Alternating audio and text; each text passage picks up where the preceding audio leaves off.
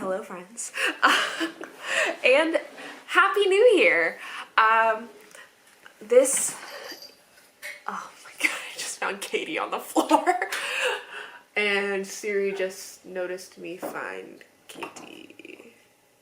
Anyways, it is 2021. Last year I read 220 books, which, I mean, I already know is a lot.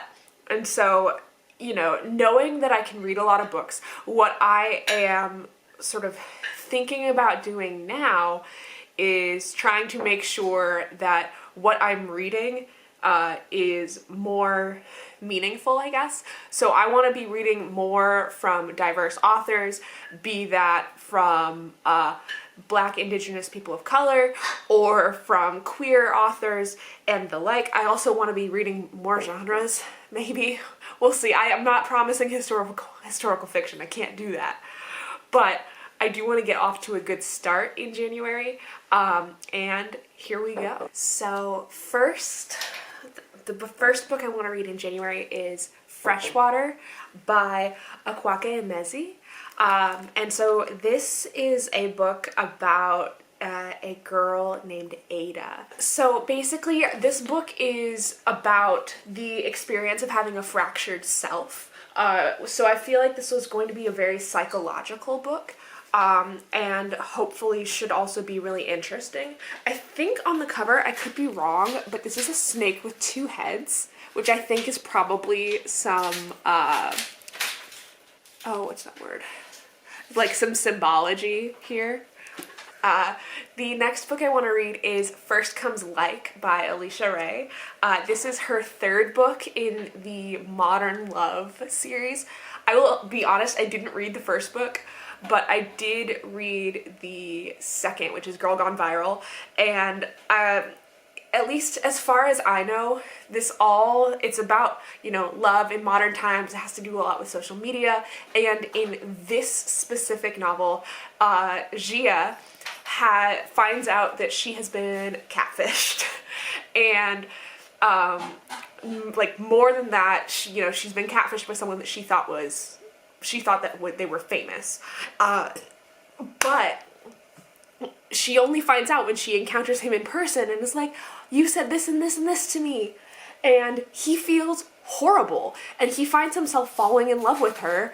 And I'm a little bit into this book right now, but he and her are going to begin fake dating because a paparazzi picture comes out of like them against a wall or something, and everything is just gonna sort of happen from there. For whatever reason, I don't know why I thought you making bread was gonna be quiet. It's a process of the beautiful process of sourdough making. Next on my list is The Silvered Serpents by Roshani Chokshi. And so this is the second book in the Gilded Wolves series. And we're going to be following up on the, I would say, traumatic ending of the first book. And so it turns out that after the events of the first book, now we're going to Russia. And so we are going to be following our ragtag group of misfits as they go to track down an artifact that can give you the power of a god, which obviously is bad news. Duh. But we're still gonna do it. I've heard that this makes people cry. That's all I know. So next is Slay by Brittany Morris, and this is about a 17-year-old Black female game developer, and she develops a video game secretly, anonymously, but things begin to go wrong when her game is labeled as racist and exclusionary and all sorts of things, and is going to be facing anti-white discrimination. Like, she's going to be sued for that, which, first of all, as we all know, does not exist. But that's not the point. And there's going to be anonymous trolls, and I'm really excited to read. I love reading about women who game or create games. I hope that everything turns out all right in the end. Next is The Cul-de-Sac War by Melissa Ferguson. So this book is essentially a prank war that develops between two neighbors out of the smallest of circumstances. Bree is our sort of protagonist. She's an actress and she's living with her grandmother's caretaker. Her grandmother has passed away. And she meets a guy named Chip, and they hit it off immediately. Just sort of the mental and emotional chemistry is there, and then she finds out that he has a girlfriend, and nothing happened between them at the beginning, for the record. But she decides in that instant, she's just like, ugh, I hate this guy. And so he moves in next door, and she is just sort of determined to get rid of him. And we get to alternate in perspectives with Chip as well and sort of see what he's going through as a contractor, and it's really cute. Next, I have How to Be an Anti-Racist by Ibram X. Kendi, which I think is self-explanatory. But this is a New York Times best-selling nonfiction book, which is basically providing sort of anecdotes and anti-racist ideas, because it's not enough to just not be racist. You need to be actively anti-racist. So I'm hoping to get through this book this month. It might take me a little longer just because I know that this is going to be some really deep material and I want to be able to process it, but I have high hopes. I was about to do the same thing. Next is I Want to Be Where the Normal People Are by Rachel Bloom. And this is sort of her memoir. Rachel is such an amazing actress and songwriter and comedian, and I'm really hoping that I get the audiobook for this. I'm waiting in line at the library. You know how that goes. Next is Dear Edward by Anne Napolitano. And so this is about a young boy named Edward who is the sole survivor of a plane crash, and what it's like for him to recover from that, in the sense of sort of coming back from such a devastating experience, and how he can learn to love again. Next is The Moonflower Murders by Anthony Horowitz. This is the sequel to The Magpie Murders. And so we're following our intrepid publisher, Susan Ryland, again.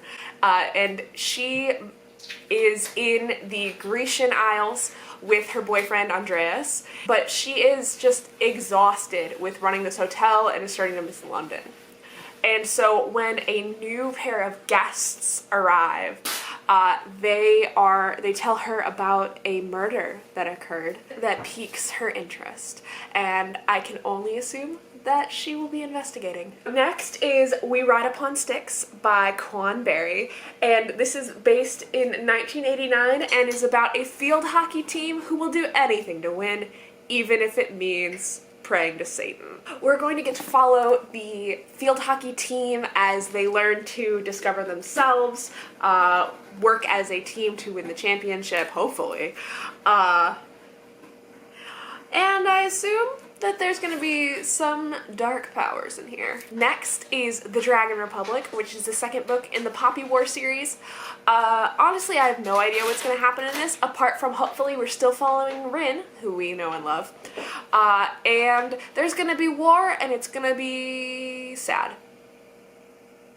Thanks a lot, Dan. Next, I am so excited for this. So this was the Goodreads Best Fiction Book of the Year, and it is The Midnight Library by Matt Haig. And so this book is sort of about, you know how there are those moments in life where you might wish that you had done something different. If we took all of those moments, put them in books in a library, that would be the Midnight Library. And so we follow a character, Nora, who discovers the library, and it's just like, if you had the ability to undo every decision that you regret, would you? Next, we have In 5 Years by Rebecca Searle, and this is about a young woman who is in love. She just got engaged to the love of her life, and she goes to sleep that night, and when she wakes up, it's 5 years in the future. She is engaged to someone else, having sex with a strange man that she doesn't know, and is overall very confused. So she wakes up the next day, and she's like, okay, everything's fine, it was a dream. Until 5 years later when she meets this man.